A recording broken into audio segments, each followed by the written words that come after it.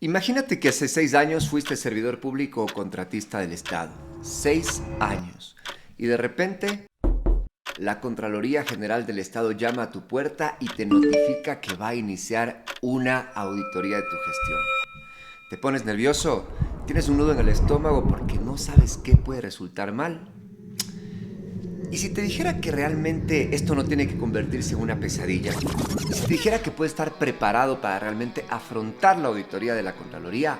Quédate en este episodio porque te vamos a enseñar lo que sí y lo que no tendrías que hacer en una auditoría de la Contraloría General del Estado. En Clases de Derecho, un podcast para aprender lo que no te enseñaron en la facultad. Bienvenido.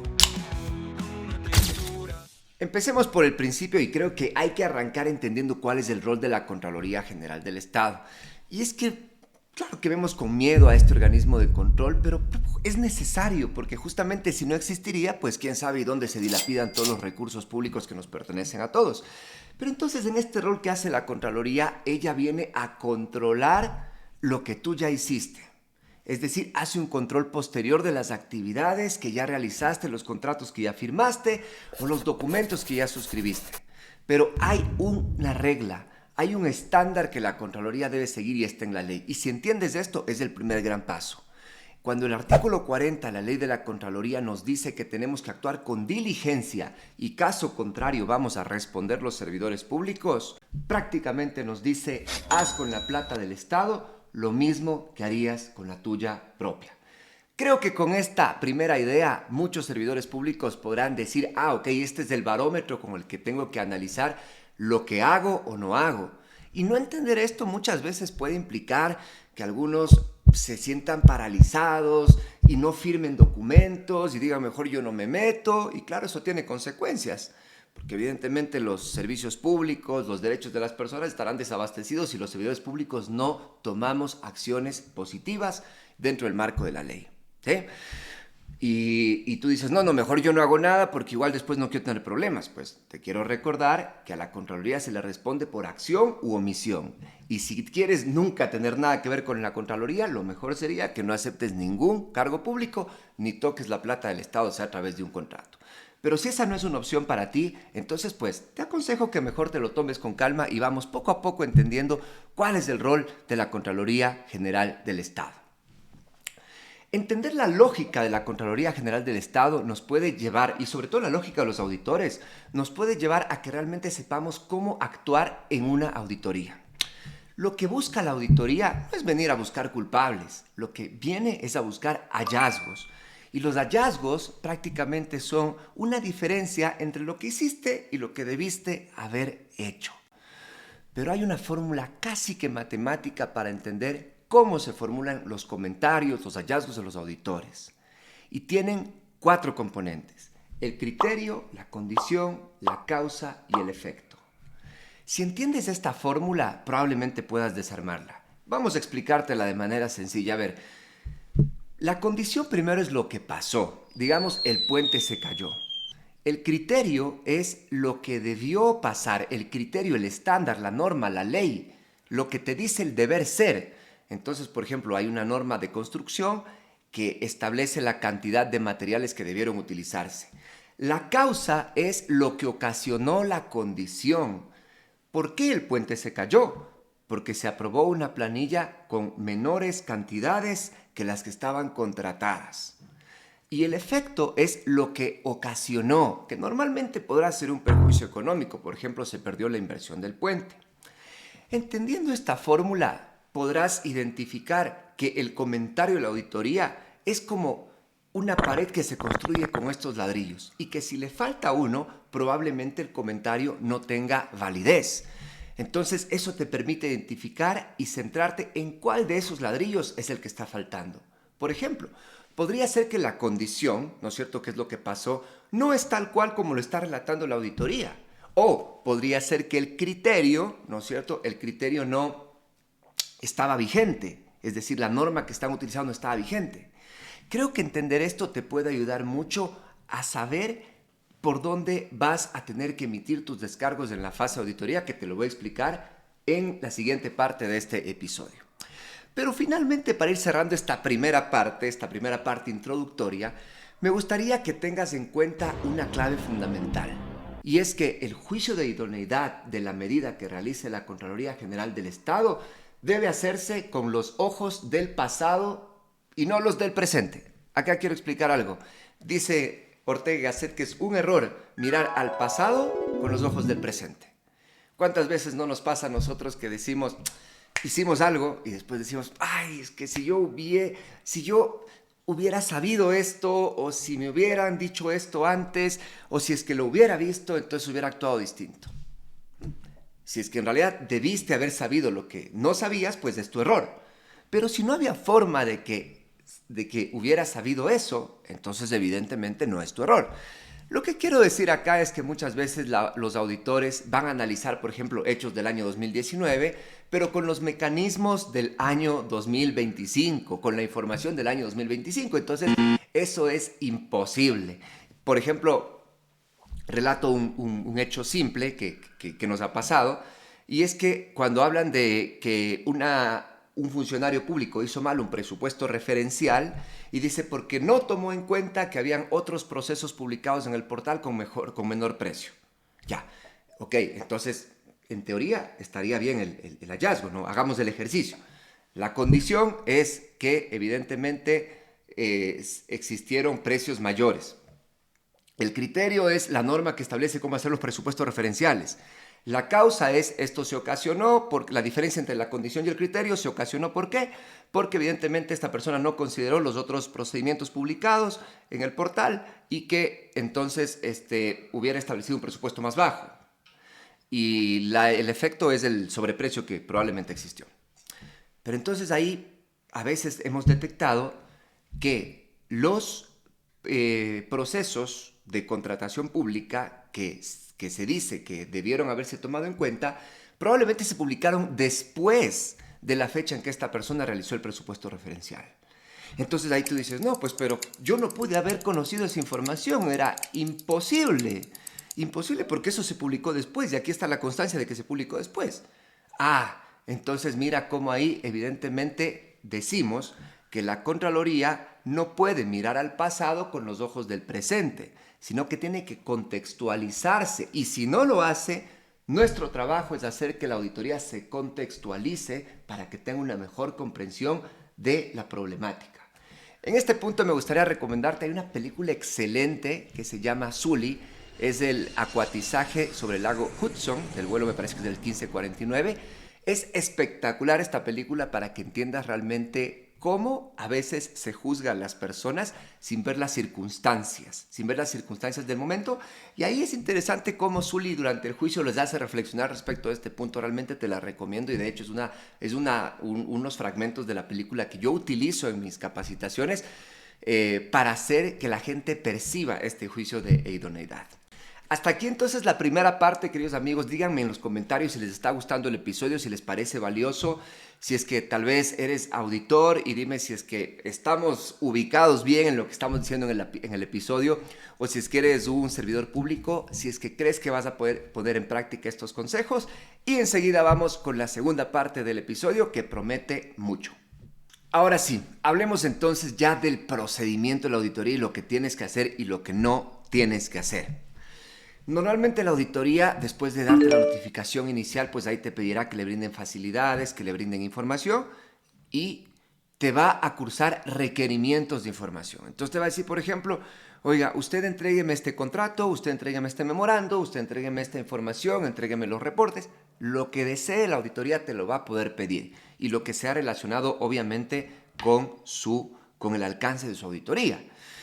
Entonces, por ejemplo, tal vez un primer consejo es que cuando te dan la notificación inicial es que veas el alcance de la auditoría para que evidentemente tú sepas cómo encaminar tus respuestas, ¿sí? Entonces ya sabes qué información podrías estar preparando por si acaso te la pidan. Creo que cometemos un error cuando, por ejemplo, dejamos pasar mucho tiempo en contestar los requerimientos de información de la Contraloría. Si bien la ley nos faculta en 10 días, siempre ha sido mi consejo que hagas esto para entregar la información. Primero, que la información sea precisa. Si te están pidiendo un contrato, entrega ese contrato y no digas, aquí le mando todo lo que hice durante mi periodo de gestión, busque. Segundo, que no te demores. Si bien tienes 10 días, trata de hacerlo, si puedes, al primer día, si tienes la información. Y esto tal vez no está, digamos, en las normas, pero yo digo, yo me pongo el papel del auditor y digo, si yo estoy revisando ahorita este contrato, entonces pues yo digo, pido la información para que me la den. Y si ya me llega después de 10 días, tal vez ya pasé esa información, tal vez ya llegué a otras conclusiones antes de tener la información, porque como no me la diste, pues ya le pedí a otra persona y ya pude completar el rompecabezas con lo que esa otra persona me dijo. Porque recuerda que cuando la auditoría te pide información, no es solo a ti que te la pide, se la pide a las otras áreas, se la pide a otros, para contrastar, para tener ese análisis global, ¿ok? También puede ser que tú ingreses un documento para contextualizar la información, diciendo, ok, aquí está el documento, ten en cuenta esto. Yo siempre he sido partidario de documentos concisos, sucintos, ¿no es cierto? Al grano, como se dice. Al grano. ¿Para qué vamos a poner bases legales constitucionales, de la motivación? Si todavía no estamos en una etapa, recién estamos en una etapa indagatoria. Aquí la auditoría lo que está es diciendo, pidiendo información para ver cómo va a armar su cuadro general, ¿cierto? Y aquí hay un consejo importante. Si vas a aportar información, ¿no es cierto?, tienes que dar la documentación que generaste durante el periodo examinado y no documentos posteriores, porque ya no entran dentro del análisis, o salvo que se puedan añadir como hechos subsecuentes y que reviertan el comentario, pero hablaremos de eso un poco más adelante. Pero obviamente, si te dicen, usted no hizo esto en este momento, entonces tienes que justificar que en ese momento sí lo hiciste, ¿sí? O también un error que se suele cometer es que se ingresa un documento explicativo para tratar de decir cosas que el documento, que es la materia prima del análisis, no dice. O se parafrasea el documento, pero no se adjunta el documento. Entonces es importante que se adjunte el documento y tienes que hacerlo debidamente certificado por la institución que lo emanó, ¿sí? Entonces ahí prácticamente tienes que, si no tienes los documentos certificados, como ahora ya la mayoría son digitales, no va a haber problema, pero si no los tienes, tienes que irte a conseguir esos documentos, digamos, en la propia institución, ¿sí? Que tenga el sello de la autoridad que tiene la competencia para certificar documentos, de preferencia los nombres, la fecha, el cargo de quien certifica, ¿no es cierto?, para que puedas tener documentos probatorios que le sirvan a la auditoría, ¿sí? Aquí yo sé que tú vas a decir, bueno, pero si yo salí hace 6 años, pues ¿cómo puedo tener documentos de la institución? Yo sé evidentemente que puede ser un poco complicado, ¿no es cierto? Pero aquí un consejo que te puedo dar es, si puedes obtener copias de los sistemas de gestión documental, por ejemplo, si eres parte de la función ejecutiva, ellos manejan el QuickBooks. Me parece, y así era hace poco, cuéntenme en los comentarios si esto no ha cambiado mucho, pero puedes ir al Mintel, al Ministerio de Telecomunicaciones, y pedir que te entreguen en un CD los respaldos de tu usuario durante un periodo de tiempo. Y evidentemente ahí ya tendrás los documentos que emitiste y los que recibiste. Pero no todo es digital, lo entiendo. Todavía manejamos el tema físico, todavía no se nos ha ido esa cultura de la impresión del papel. Ojalá algún momento. Pero bueno, como no todo es digital, entonces, ¿qué debería guardar? Porque no voy a tener en mi casa hecho un archivo institucional inmenso, ¿me entienden? Yo considero que al menos deberías guardar los documentos que involucren pagos, ¿sí? Al menos los documentos que involucren pagos deberías guardarlos. Si fuiste parte de una comisión técnica, si fuiste administrador de contrato, ¿no es cierto? Eso deberías guardarlo, sí, tu original o tu copia certificada. Y siempre va a ser más fácil que vos pidas las copias certificadas cuando estás en la institución, que ya cuando sales y nadie te abre las puertas, ¿no es cierto? Seamos conscientes de esto, seamos cautelosos y evidentemente estemos preparados para esa auditoría, queridos amigos, ¿sí? Entonces así es como se tiene que ir presentando la información a la auditoría. Ese es uno de mis primeros consejos. Y obviamente, ¿qué es lo que no tienes que hacer? No tienes que ignorar los pedidos de la auditoría, no tienes que llenarles de información para confundirlos, ¿sí? Creo que me faltó hacer un pequeño advertencia, un aviso. Estos consejos que yo estoy dando, queridos amigos, es para los funcionarios públicos honestos, es para los servidores públicos que no han robado, digamos así, porque también hay, ¿no? También hay. Este es para los servidores públicos que queremos hacer bien nuestro trabajo y que estamos sujetos, digamos, evidentemente, sí, algunas veces a cometer errores, pero no porque evidentemente tenemos alguna actuación dolosa, no porque nos hemos llevado nada, sino porque evidentemente yo entiendo, hoy más que nunca lo entiendo, tenemos tanto trabajo, tantos documentos pasan por nuestras manos que probablemente el error podría deslizarse. Pero por eso, pero por eso aquí lo que quiero decir es que muchas veces los hallazgos de la auditoría suelen levantarse por falta de información, porque no entregas lo que tienes que entregar. Entonces, por eso es que estos consejos quiero prepararlos. Entrégale a la auditoría lo que te pide, y entrégale rápido y sé conciso. Yo pienso que es bueno. Y como digo, este es el consejo para los funcionarios públicos honestos que trabajan, porque si evidentemente ya hiciste otras cosas al margen de la ley, yo creo que por más consejos que te dé, esos no te van a salvar y definitivamente no quiero aconsejar a ese tipo de personas. Pero bueno, adelantemos un poco entonces, queridos amigos. Estamos entonces ya, la auditoría te pide información, está desarrollando la auditoría dentro de los plazos que le da la ley y de repente ya cuando tiene un primer cuadro, entonces emite la comunicación de resultados provisionales. Es decir, mi primera impresión, aquí están mis primeros hallazgos, cumpliendo con los ladrillos que dije en la primera parte de este episodio. Y te van a notificar. Y te van a notificar y vas a tener, ¿no es cierto?, 10 días para emitir descargos. Descargos. Yo digo descargos y no impugnaciones, porque todavía está formándose la idea del equipo auditor. Este es un momento incluso para que tú puedas, normalmente en los pedidos de información es la auditoría la que te pide, te dice necesito esto, esto, esto. Pero acá en cambio vos eres el que le puede aportar como información que probablemente ellos no te pidieron, pero vos consideras que es necesaria y relevante. Además que cuando ya has visto cómo ellos están estructurando, digamos, o por qué camino van, pues dices, no, espera un ratito. Como les dije, entendiendo la fórmula, la condición aquí no es la correcta. No necesitas usar estos términos, ¿no? Pero decir, el hecho que están describiendo no es el correcto. O la norma que ustedes están describiendo no era aplicable por esto, por esto y por esto. ¿Ya? Entonces aquí tú ya vienes a entregar tu información. Nuevamente el mismo consejo, conciso, al grano. Yo sugeriría que si evidentemente puedes contar con el apoyo, puede ser de un abogado, pero también puede ser de algún compañero que le digas, oye, mira, esto está diciendo la auditoría, le estoy contestando esto, ¿te parece? Juguemos un poco al abogado del diablo. ¿Qué crees que me podrían decir? Porque claro, la auditoría lo que te va a decir cuando lea tu descargo, te va a decir, lo comentado por el administrado, ratifica el comentario, es decir, prácticamente no cambiaste, modifica parcialmente el comentario, es decir, algo cambió, o rectifica el comentario, ¿sí? Y si ya rectifica el comentario, es probable que ya te digan, gracias señor, ya no es necesario, no te van a decir nada, pero ya no te van a convocar a las siguientes etapas y vos podrás decir, uff, de la que me libré. En este punto, evidentemente, cuando estás descargándote a los resultados provisionales, como digo, trata de ser conciso. Y algo que yo les voy a decir que es importante, aunque muchos decimos, no, es que la Contraloría igual se le dice lo que se diga y de repente no sirve para nada. Mentira. En la siguiente parte del procedimiento, que es la fase de responsabilidades, o la predeterminación de responsabilidades y después la determinación, hacemos un nuevo control de lo que pasó en la fase auditoría. Y normalmente, al menos yo personalmente y mi equipo de trabajo, lo que hacemos es lo siguiente. Leemos el informe y ya, ok, tenemos la idea de lo que la auditoría dice, ok, por acá viene el perjuicio, por acá viene este tema.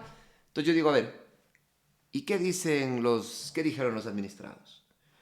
Al final se dice, después de comunicar los provisionales, entonces los administrados contestaron de tal manera. Entonces sí sirve.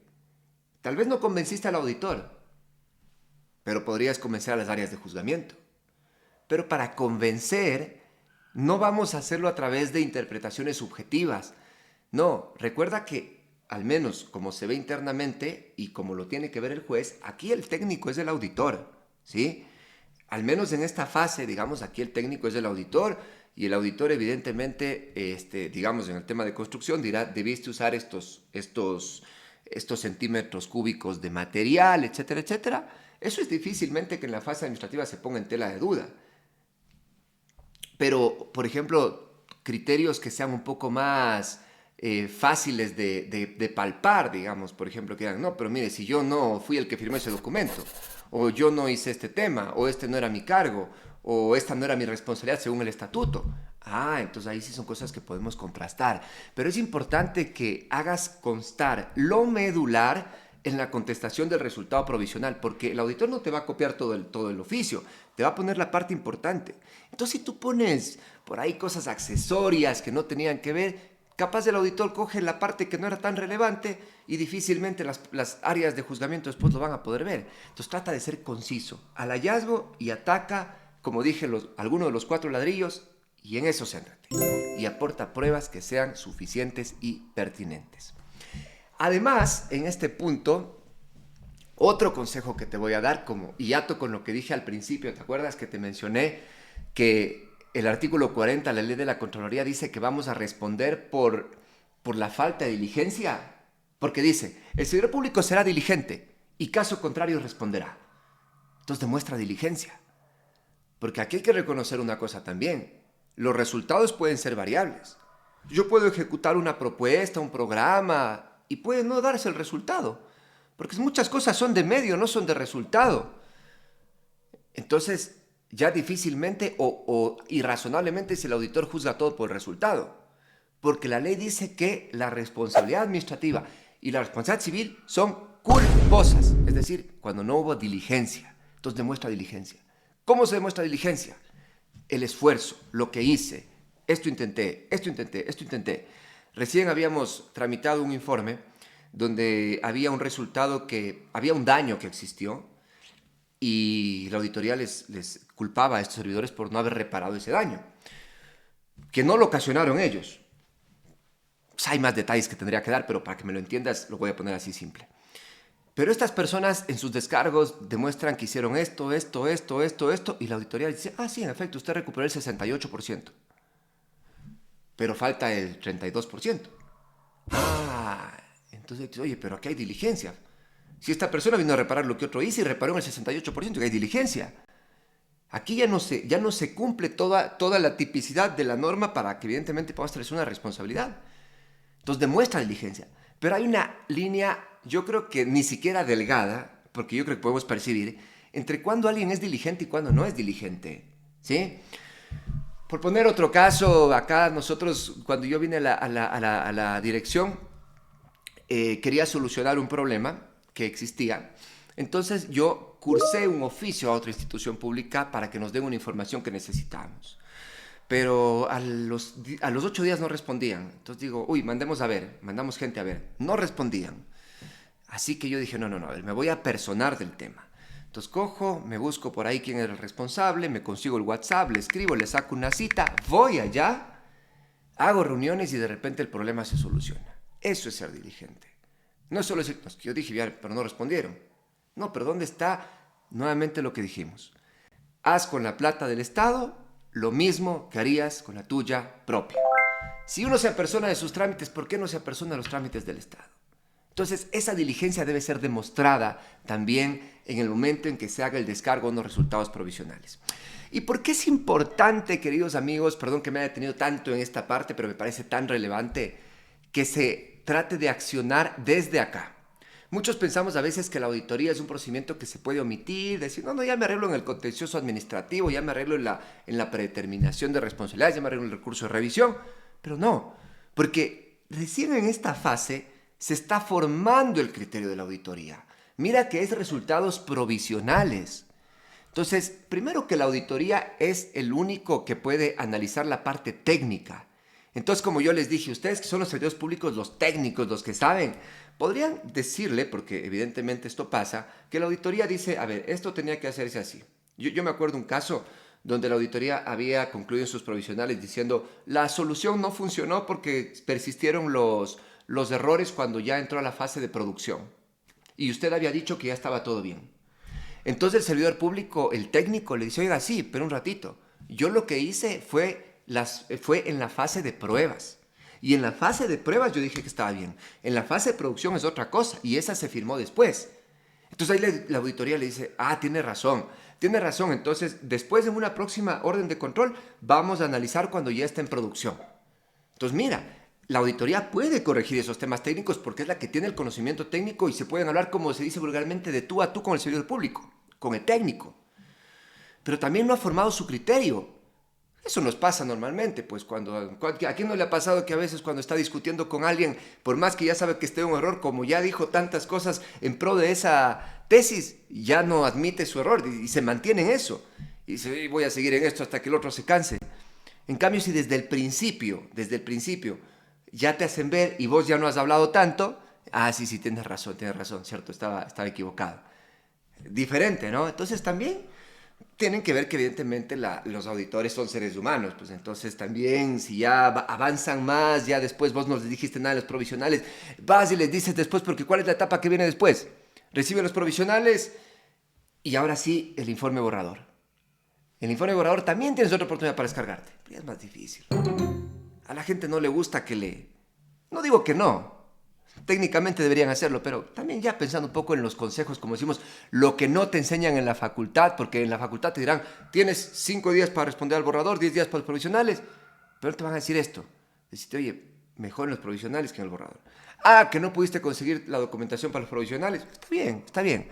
Pero evidentemente lo que quiero decir en esta parte es tómate en serio el trabajo de la auditoría y tómate en serio que en esta etapa es donde realmente puedes todavía enderezar muchas cosas. Y varias responsabilidades se establecen por falta de información o porque evidentemente no se tiene todo el tema, porque también hay que reconocer que hay muchas entidades que han sido desorganizadas en sus asuntos y pues después complican el trabajo de la auditoría. Pero también esta es la etapa, y voy diciendo los consejos de medida que me voy acordando, esta es la etapa para que tú colabores con la auditoría. Y evidentemente, pues tú vas a decir, oye, no, yo no firmé este tema. O ¿sabes qué? Lo firmé, pero porque aquí esta persona me mandó este oficio y me dijo este tema, me sacó este criterio.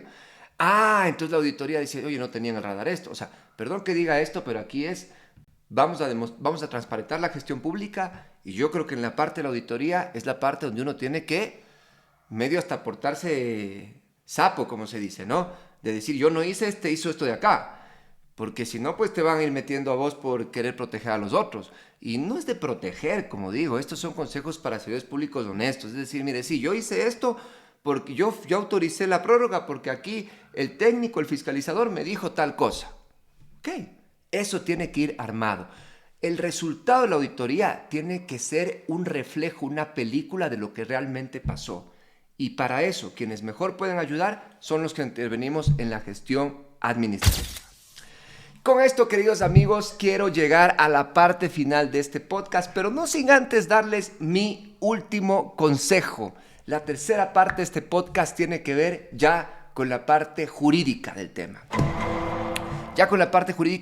Y en este caso, queridos amigos, si bien la ley de la Contraloría General del Estado establece que, en el artículo 69, que el informe de la auditoría es inimpugnable, es decir, que vos no puedes presentar una demanda contra ese informe, ¿no es cierto? Pero recuerden lo que dice el artículo 217 del Código Orgánico Administrativo, y es que los actos de simple administración, como es el informe de la auditoría, no se pueden impugnar directamente, sino con ocasión de la impugnación del acto administrativo principal. ¿De acuerdo? ¿Qué quiere decir esto? Y esto ya lo ha dicho la jurisprudencia de la Corte Nacional de Justicia en el caso Naula. Era el caso Mora Naula versus Contraloría General del Estado, donde evidentemente en este caso la Corte Nacional de Justicia, el contencioso administrativo, establece por ahí unas cuestiones medias interesantes sobre la naturaleza del informe. De hecho, hice un episodio de podcast que pueden ir a verlo, está ahí como informes de Contraloría en este canal de YouTube o en Spotify. Pero más allá de eso, lo que te dice en el fondo es que sí se puede el Tribunal Contencioso Administrativo entrar a conocer el fondo del informe de auditoría cuando tú lo impugnas a través de la impugnación directa que haces al acto administrativo de la responsabilidad. Para que no te me pierdas, es decir, una vez que esté el informe, después de eso pasa a las fases de juzgamiento y te notificarán, si fuera del caso, una glosa. Entonces, cuando vos impugnas esa glosa en el contencioso, ahí es cuando puedes reabrir el informe para que los jueces les digas, oigan, miren, el criterio que tuvo aquí la auditoría es absurdo por esto y por esto. ¿Ya? Entonces no es que lo que dice la auditoría esté escrito en piedra. O vos podrías ya llevar al juicio un peritaje, por ejemplo, que técnicamente desdiga lo que la auditoría ha arribado, ¿no? Entonces, tantas cuestiones que existen, y con esto yo lo que les quiero decir, queridos amigos, es prácticamente que las fases de defensa siguen adelante. Pero obviamente es mejor evitarse todo un juicio por portarse irresponsable, digamos, o no estar preparado en la fase auditoría. Entonces, no le tomen con ligereza a la auditoría, traten de hacer su mejor trabajo, porque incluso eso les puede servir tanto para que los resultados de la auditoría establezcan lo mejor, y como digo yo, si vemos ya en buen sentido, el trabajo de las auditorías lo que hacen es cuidar el recurso público de todos, pero también les evitarán responsabilidades que probablemente nunca debieron hacer y les evitarán muchos dolores de cabeza. Con esto, queridos amigos, quiero despedir este episodio. Me he sentido muy bien de estar aquí con ustedes. Díganme si les está gustando esta nueva temporada de Clases de Derecho, donde estamos enfocados en dar consejos a los servidores públicos y a los actores del derecho administrativo para que puedan hacer su trabajo con mejor calidad y siempre aprendan lo que no les enseñaron en la facultad.